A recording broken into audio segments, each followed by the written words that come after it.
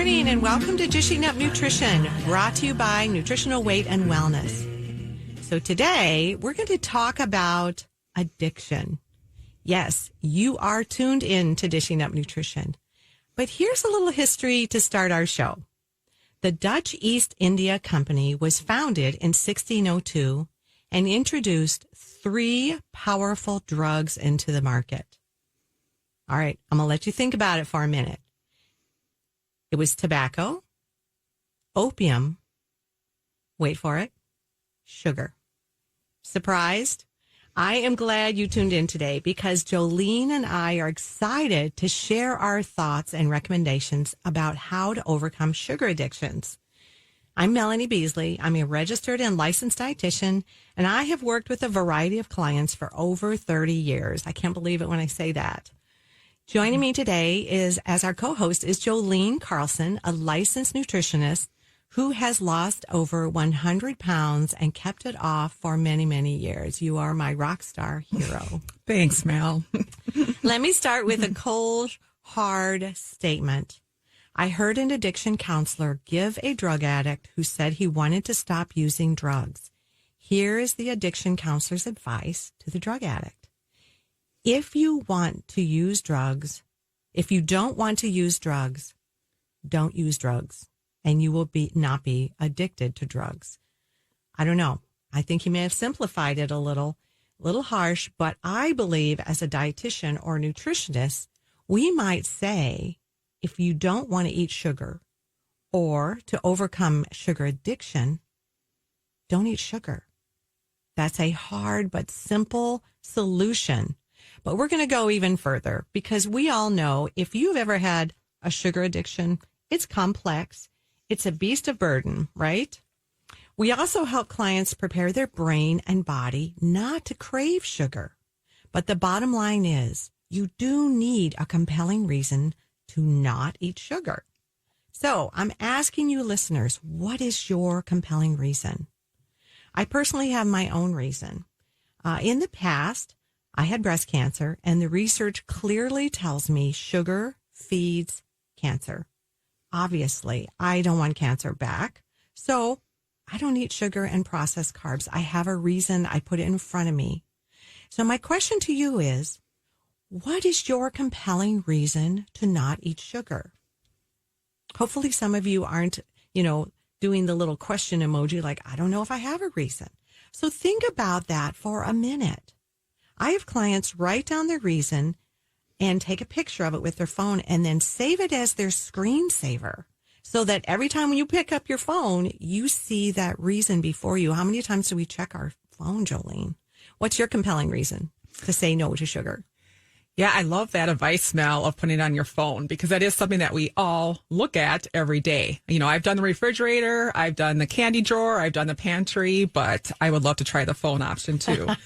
I have many compelling reasons in a 25-year struggle with sugar addiction.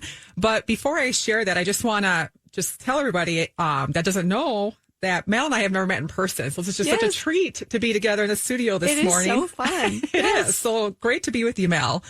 And I also just want to start with a statement or maybe a disclaimer that I am not an expert on overcoming sugar addiction.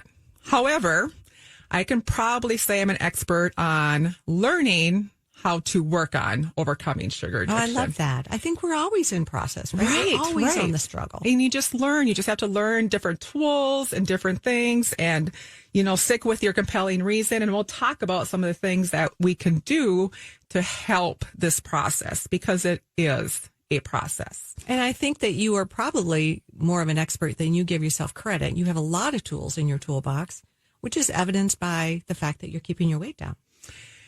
Yeah, I suppose we can say that. I don't feel like an expert, but I do work on it very hard. And I have to work on it very hard. Thanks for that, Mel. So I'm going to share a compelling reason from a client because this is a real thing for a lot of people. So I have a client that struggles with colitis, and that is an inflammation of the digestive tract. So as you can imagine, if your digestive tract is inflamed, lots of things can go wrong, especially in the whole bowel movement department. And so this person realized that if she even ate just a little bit of sugar, that she would have chronic diarrhea. And that in itself is just awful for planning your day. You can't go anywhere. You always have to try to be close to a bathroom. You might not want to leave home. It's very life disruptive. Of course, yeah. So for her, she knew that when she didn't eat sugar, she felt well. She had regular bowel movements, and she could just live her life the way she wanted. And so that's a compelling reason. Live life the way you want to without sugar, or have a little bit of sugar and have a very disruptive life. It definitely depends on your chemistry, right? Absolutely. Yep. And everybody is individual. And so she was able to figure that out and realize that sugar, even in a little amount, was a trigger for her. As dietitians and nutritionists, it is our job to help people figure out what sugar is maybe doing for them, and then help determine what that compelling reason might be, and drawing kind of that line in the sand with sugar. This is kind of like a hard or tough love episode. It is. Yeah. And it's like we don't ever really want to tell people don't do something ever. But for some people, sugar can truly be a problem, even in a little amount. And that's what we're here to talk about today, is to help you with that. It's great. And I think, circling back to the addiction, that I mentioned, opium, tobacco, alcohol, you would never say, have a little and then be aware that you're going to have cravings for that drug. I mean, that's just not the approach. Well, as long as we're sharing client stories, Jolene, Dishing Up Nutrition has a longtime friend and listener who has a long history of making caramels for holiday treats. Is there any food higher in sugar than caramel? Well, she thinks or tells others that the caramels that she is making are for friends and family. Well, I don't know about you, Jolene, but whenever I have that justification in my head, it's because if I'm going to make cookies or something for friends and family, it's because I want them myself, and I want the dough, and I want the whole experience of eating the warm cookie when it comes out of the oven. So why should she be saying no to sugar, and especially to these sugar-laden caramels? Well, she has had a bad back, a post-polio condition, and sugar increases inflammation and pain. It would seem if she understood that relationship, that sugar increases her pain, she would then stop indulging in those caramels and the sugar that's, the carrier in those. But that knowledge is soon forgotten when she wraps each caramel in wax paper or unwraps a caramel and just has one, because that launches us, doesn't it? Absolutely. She knows the connection, but she's still addicted to sugar. She yet is able to apply that self-care commitment. And it is really hard when you have a client and it's hurting them. Really, really hard. But you just constantly work with them to try to find that switch where they can turn off that craving. But sometimes the sugar addiction can be so overpowering. So we're always in process. It's definitely your character. It's not your character. It is chemistry. So we want to talk today about the chemistry of sugar addiction and some tools. Yeah, absolutely. And that's just such a great story. And also when people are able to make that connection of how sugar is damaging them, and that's kind of what our job is to help people understand that, then it's a little bit easier to find that compelling reason. And if I have to start with a first step, it would be to find that compelling reason. It's different for everybody, but it really does need to be something that's compelling. I sometimes also call this your why. Okay. And it needs to be a very deep, strong why, because you're fighting an addiction. And so that compelling reason has to kind of overpower that. And it's also important to know that it's never a one and done solution. If it was, we wouldn't have addictions. This would be easy, Exactly. Right? But it's not. And then the other big part with finding that why is it takes a tribe always, right? So having support in whatever way works for people. And that's another thing that we help people with, whether it's education or the one-on-one counseling, classes, support groups, Facebook groups, whatever we can find to help us stay on track is so, so important. And Jolene, that also helps us stay on track. Exactly. Because we are made of flesh and bone, and definitely the more we talk about it with our clients, the more it shores up our resilience, because we understand, we don't judge. Sugar addiction is a thing, and that has to be thoroughly addressed, and you have to come up with a plan. So we believe the first step to overcome sugar addiction is to make a personal commitment to your health. With this personal desire, it's almost impossible to stay off sugar. Without that personal desire, it's very difficult. We have to come up with a plan and keep it before us all the time. So it's ready for our next break. You are listening to Dishing Up Nutrition, brought to you by Nutritional Weight and Wellness. We are officially in the month of heart health and Valentine's Day, two of my favorite celebrations. Next Tuesday, February 8th, Marianne, our culinary nutrition educator, kicks off heart health with teaching us all about heart healthy meals. Join her by Zoom on February 8th at 6 p.m. Great information and very entertaining. Questions, please call to sign up, 651-699-3438. We'll be right back. Welcome back to Dishing Up Nutrition. Marianne will be doing a repeat performance, Cooking Heart Healthy Meals, on February 10th at 12 p.m. A great lunch break educational class for you. Cooking Heart Healthy Meals is all about cooking delicious, heart-healthy meals and snack. They'll discuss foods that can help with cholesterol, blood pressure, and vascular health, like the good fats in salmon, healthy compounds in garlic, and polyphenol-rich fruits and veggies that give our heart the fuel it needs to keep us moving. Sounds delicious. Invite your families and friends to learn about how to cook real heart-healthy meals. Call us at 651-699-3438 to reserve your spot. Yeah, those are, I hear from clients, I took that class, I took this class, the cooking classes, and they love them. They're fun. It is fun, and it's just so nice that you can you can actually cook with her in your own kitchen as you're watching it via Zoom. I mean, what's better than that?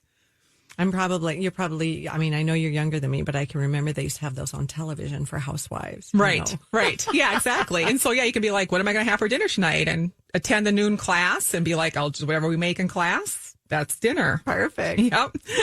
Well, we were talking about, of course, sugar addiction. And another point I want to make think of it this way. If you have high blood pressure, you're told, don't just stop taking your medication, right? Just like sugar addiction, you have to stay with the program day in and day out. I find it is a continual practice. I don't want to feed sugar to any cancer cells, so I have that personal commitment, not because I'm so strong. You could say it comes from a place of fear. I don't want to go through that again. But for each one of us, it's going to take focus. It's going to take practice, and it's going to be find your why. Like you said, Jolene, I love that. I'm going to use it. And there's probably not much more of a powerful why than not wanting to have cancer back. I mean, that is a huge, huge why, and that's what works for you. As nutritionists, dietitians, there are certain lifestyles that we talk about and eating habits that can support your sugar sobriety. And so it's our job to teach clients about these. So let's start with an important habit. And I'm going to use Dr. David Ludwig, author of Always Hungry, to kind of describe this. He said, disordered eating is commonly treated as a psychological problem of poor impulse control. For this reason, treatment typically involves behavioral therapy with the goal to avoid triggering situations or reducing exposure to your danger foods like sugar. And then we develop alternative coping strategies, which we've heard over and over again, right, Mel? Like, just don't eat it. You just got to be strong enough. Just avoid it. Yeah. And that certainly is a piece of the puzzle.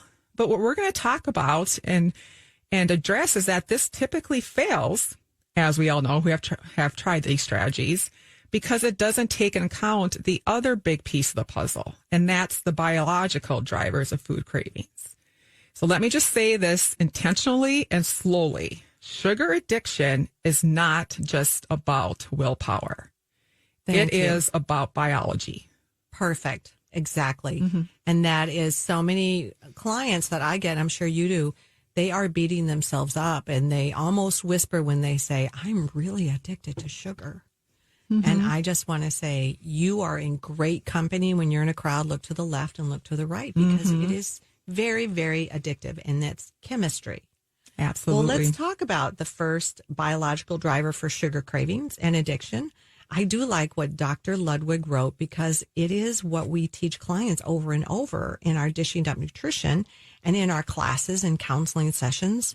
The first reason to have sugar cravings is to low blood sugar from skipping meals or eating too many processed carbs. Dr. Ludwig explained it this way. He said excessive insulin levels from highly processed carbohydrates cause fat cells to suck up too many calories, leaving too few calories in the right places.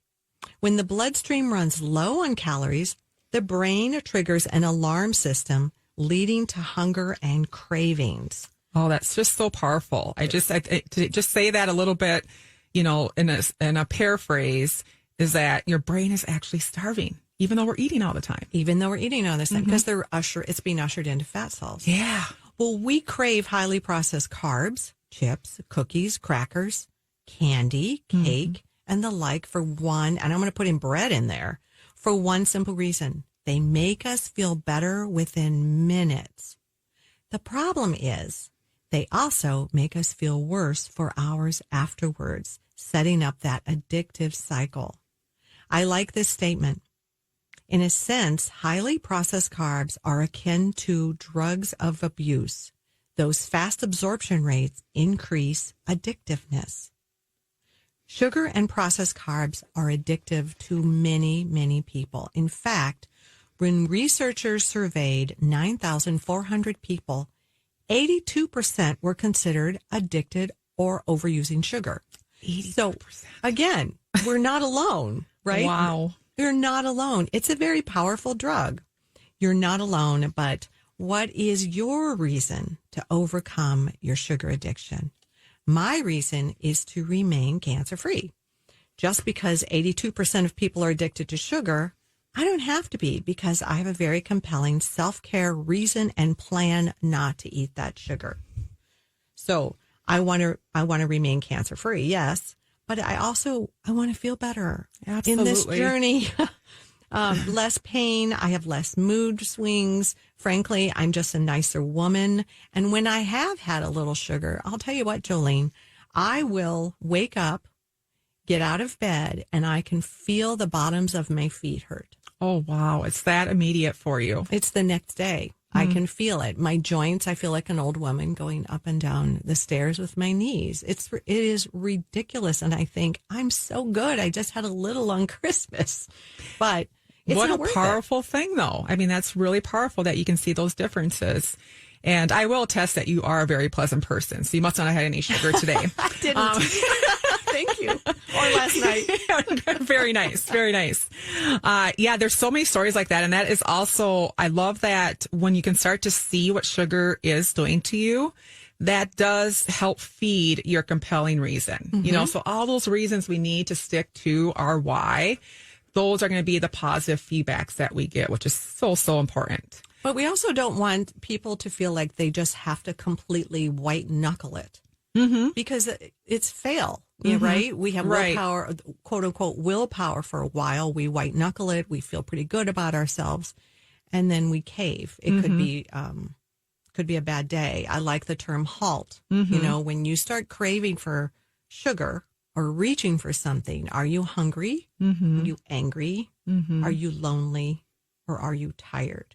Right. And so that's when you need a plan and someone to help you so that you can basically come up with what are your triggers and then how do we problem solve it? Rather than just slapping your hand and say, I can't believe you had sugar. It's information in a clinical setting to say, what happened beforehand? What happened that day? And that's kind of what we do. And that just gives you that pause that sometimes we need to break that chemical reaction happening in your brain saying, eat sugar, eat sugar, eat sugar. When we come back, we'll talk about some of the foods that we can do to help with this addiction. I love it. So you are listening to Dishing Up Nutrition. One of our nutrition educators eats sardines several times a week for her omega-3 fatty acids, which is nice. It's not always for me. I take 3 omega-3 1,000 milligram fish oil soft gel supplements per day for my omega-3 fatty acids. If I miss it, I get dry skin bumps. You can do sardines or omega-3 soft gels. Research currently tells us that 98% of adults in a study were deficient in omega-3 fatty acids. Wow. People are not eating their sardines like their grandfather did. We'll be right back. Welcome back to Dishing Up Nutrition. Omega-3 fatty acid is an essential fatty acid and is critical for heart health and brain health. And it also helps reduce inflammation. To celebrate Heart Health Month in February, we are offering all of our omega-3 fatty acid supplements at a 15% discount. You will find that our omega-3s do not taste fishy and are burp-free because quality matters. Well, Mel, before break, we were talking about, that it's a ongoing process to try to figure out the sugar addiction. Mm-hmm. So now I want to kind of give the audience some tips, like nutrition tips, something that we do to try to feed the brain to avoid those cravings. Because if a well-nourished brain typically will allow for us to curb those cravings and then be less likely to give into the sugar. So some of the two big key macros are proteins and fats. Your brain just loves these. Mm-hmm. It's the best way to get full function of your brain. So when you start to think that cravings are creeping in or they might be increasing, that might be a good place to start. Am I eating enough protein? Am I eating enough fat?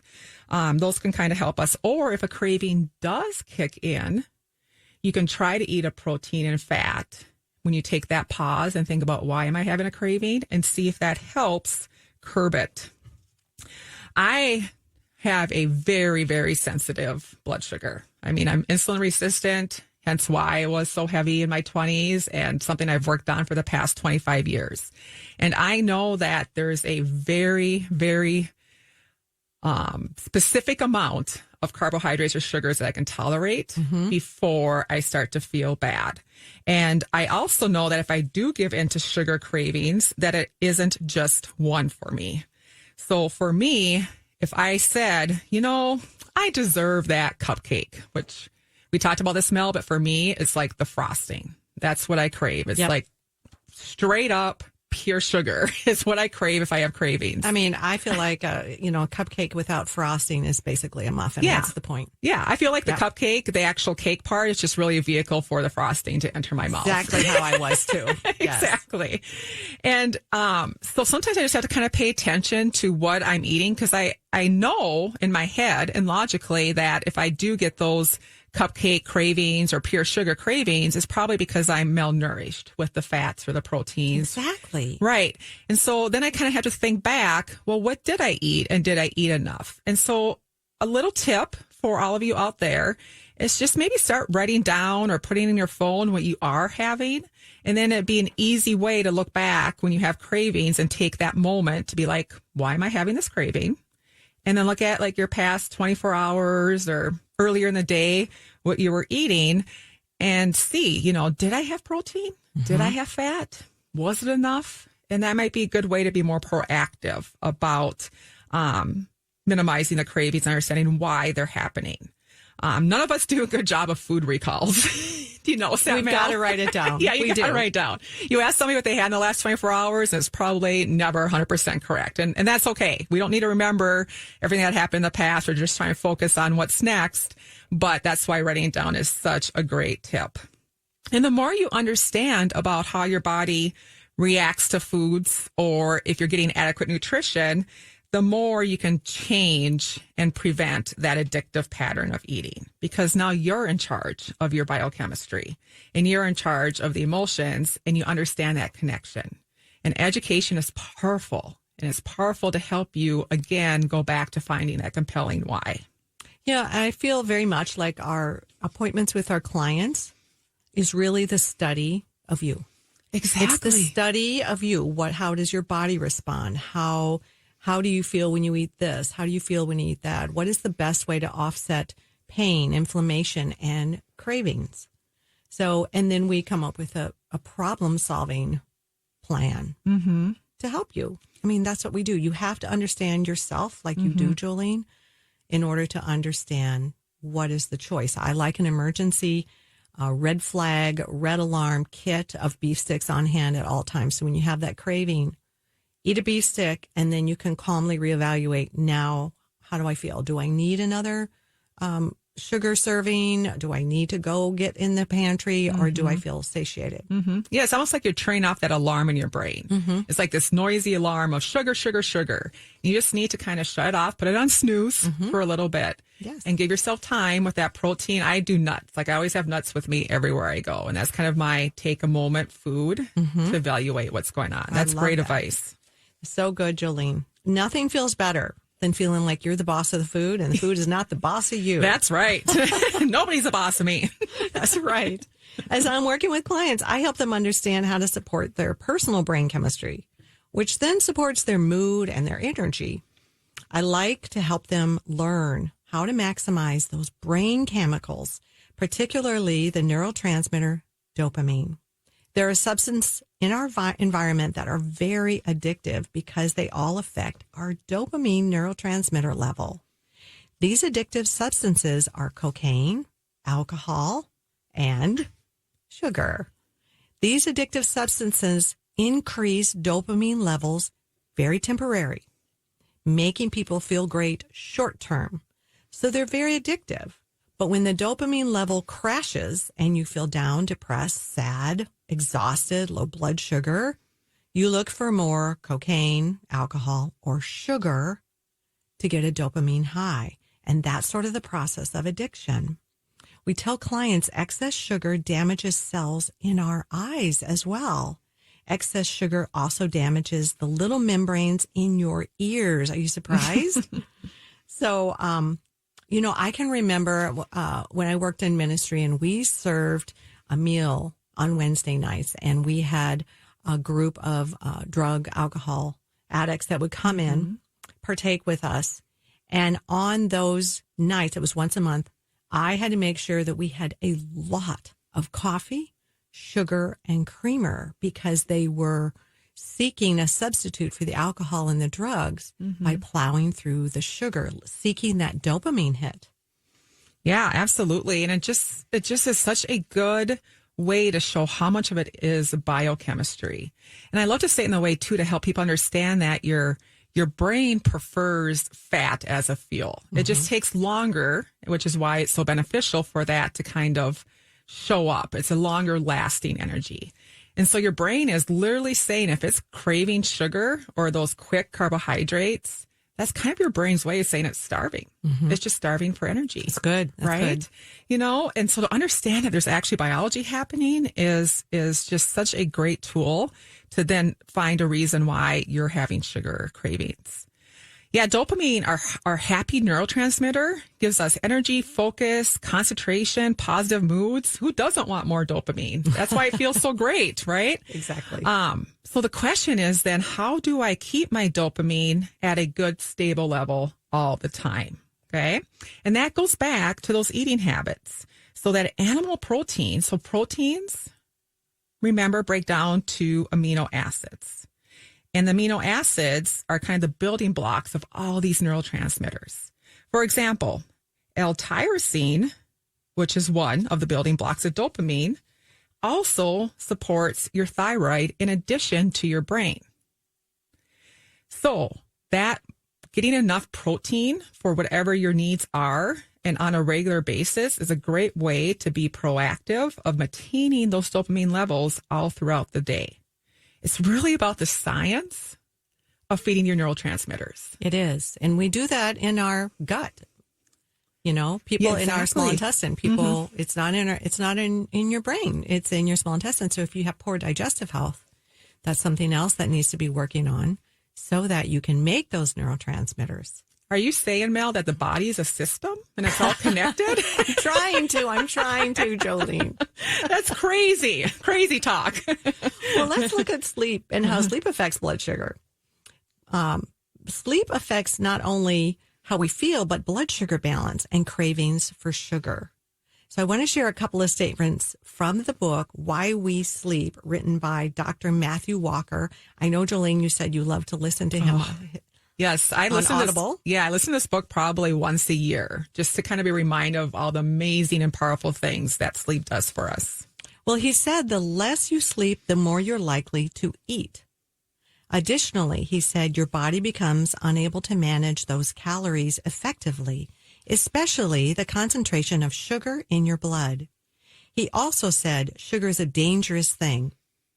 Let me repeat that. He also said sugar is a dangerous thing. Excessive high levels of blood sugar or glucose over weeks or years inflicts surprising harm to the tissues and the organs of your body and worsens your health and shortens your lifespan. And I want to add, it also increases your risk for memory issues. Mm-hmm.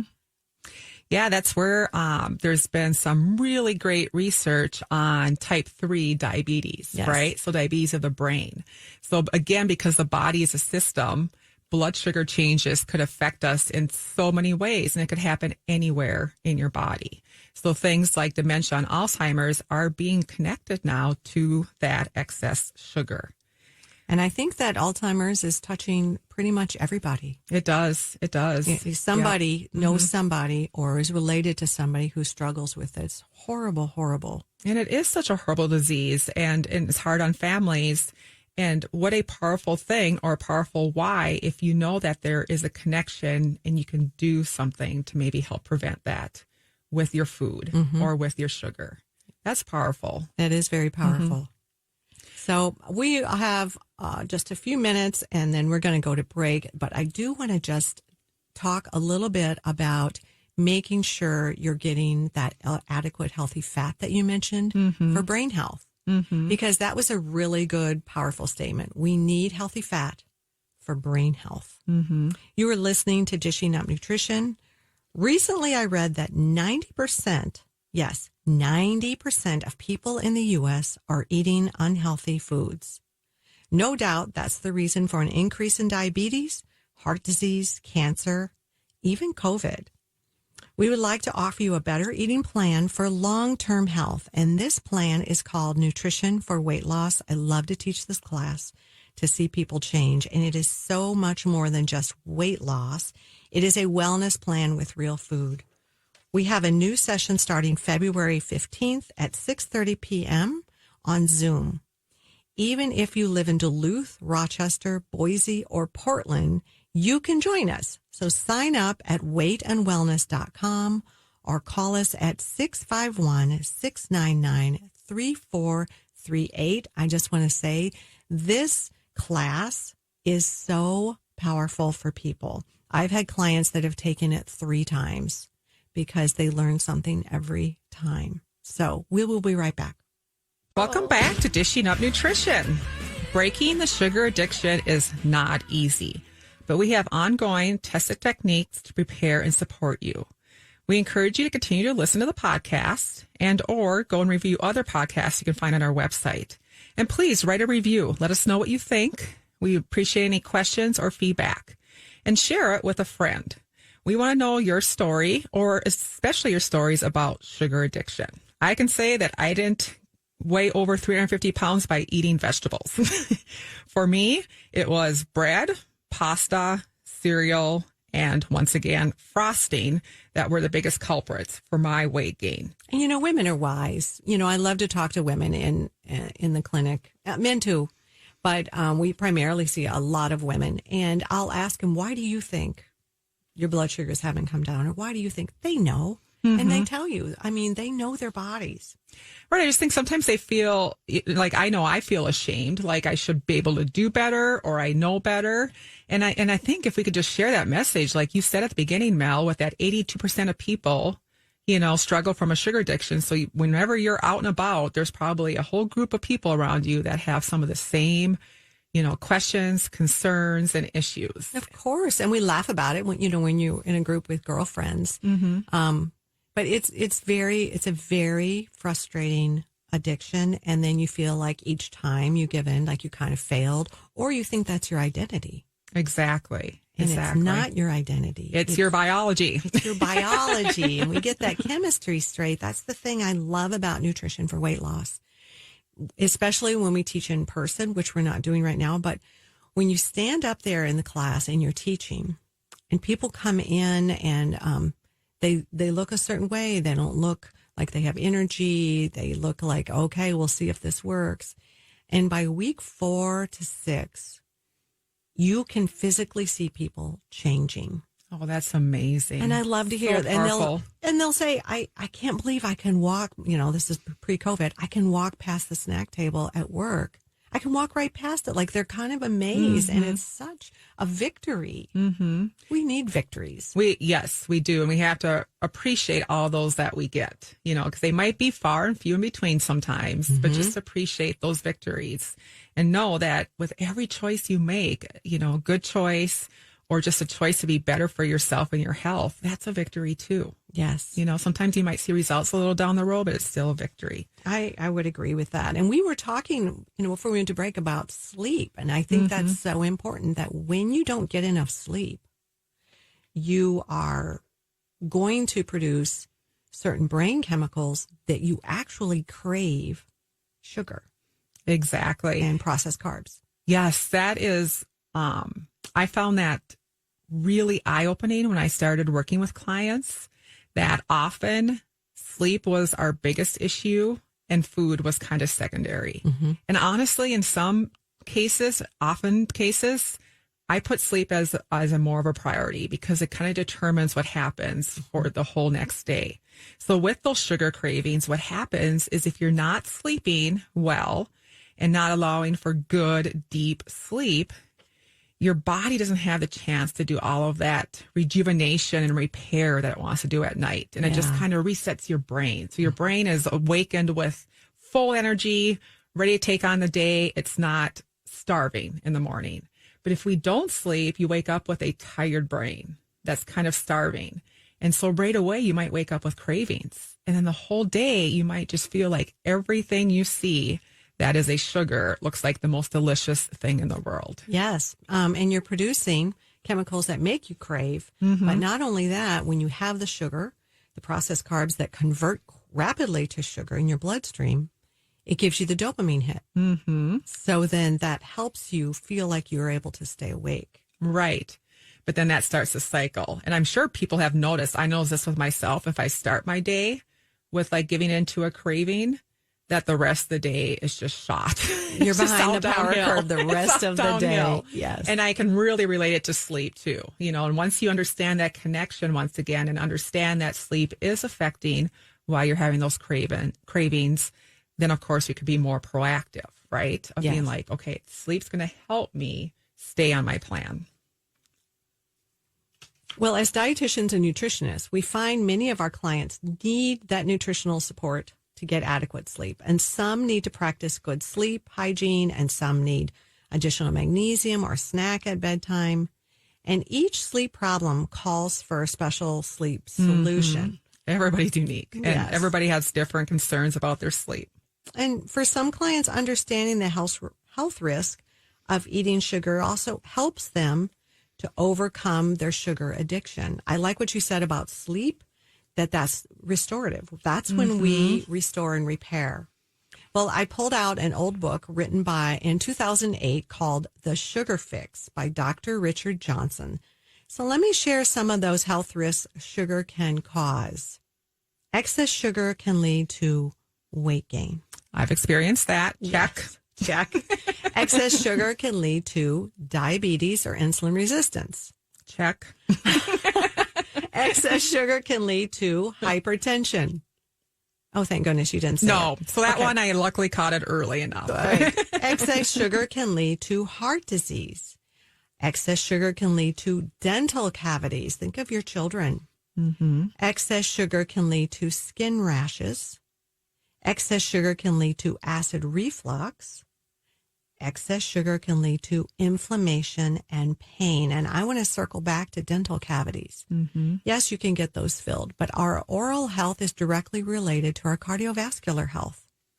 So it's a double whammy. Yeah, and I think that's such powerful information to realize that when you go into the dentist and they're talking about gingivitis or inflamed gums or just poor dental health, to start connecting that to, well, how healthy am I otherwise? Mm-hmm. Maybe I should get my heart health assessed. Yes. Maybe I need to find out more about how I'm actually doing. Good. That's a really good thought. Well, let me share a client story. At one time, I worked as a dietitian at the VA hospital. It was a privilege to work with all the fellow veterans. and I convinced a nurse to give up sugar for 3 weeks. She told me when she ate sugar, her knee felt as though she had shards of glass poking at her. And she had forgotten about her knee pain until she added it back after 3 weeks of being sugar-free, pain-free, and then it came back again. So she was like, oh, it betrayed me. It does that. I like to say sugar is like the biggest frenemy. Frenemy. Yes. Good. I love that. You think it's so friendly and it's attractive and reels you in, and then it just stabs you in the back, or in her case, in the knee. In the knees. Yeah. But isn't that amazing? 3 weeks. I always tell people, it's hard to be patient with changes, but, if we think about a lifetime, of engaging in maybe behaviors that are triggering some of this stuff, and that we can see something like this change in 3 weeks. Isn't that remarkable? It is remarkable. And I know for myself, I can't do corn. Well, corn rapidly converts to sugar. And my husband and I met at a Mexican restaurant. So periodically we would go back there every 3 months. And if I had chips and salsa, the next week my knees killed me. I felt so old trying to squat down and get client files out. Wow. And it was the demon sugar. So it really sounds like you've given a couple really good examples of how it shows up for you as inflammation, like with your feet hurting in the morning and just being achy. And so for you, that again just feeds your compelling why, right? Why not to eat it? Why not to eat it? And I think a lot of us go through life thinking, well, it's old age. I'm aging. And this is aches and pains. But wouldn't it be great to give it that 3-week trial and see perhaps it's not aging, perhaps it's sugar. And that's a great place to start. It's like try something for a little bit, 2 weeks, 3 weeks, 4 weeks, wherever you can manage. And maybe you have a mishap in there. That's okay. We can't change things that happened in the past. We can only determine what's going to happen, for the next choice. Yeah, I would agree with that thoroughly. So to overcome sugar addiction, it's really about that why, or that commitment. And it's worth that effort you put in the process. For most of us, it's not one and done. And just to know that and understand that you have the support, and finding support is essential when we do this. It's a day-to-day process or a journey, and it requires nurturing in whatever method works for you. It requires that tribe. It does. It takes a tribe. I love that. And I love, some of the tips that you gave today that really, I think, helped our listeners. We're flesh and bone, and we have the same struggles, and we're here to help you. Absolutely. Our goal at Nutritional Weight and Wellness is to help each and every person experience better health through eating real food. It's a simple but powerful message. Eating real food is life-changing. Thank you for joining us today. Have a wonderful day. Have a great day. Thanks for listening to Dishing Up Nutrition. If you enjoy this podcast, please share your favorite episodes with a friend or leave a review on iTunes, Stitcher, or iHeartRadio. The content and opinions expressed are those of the hosts or presenters. They are not intended to diagnose, treat, cure, or prevent disease. Product statements have not been evaluated by the FDA.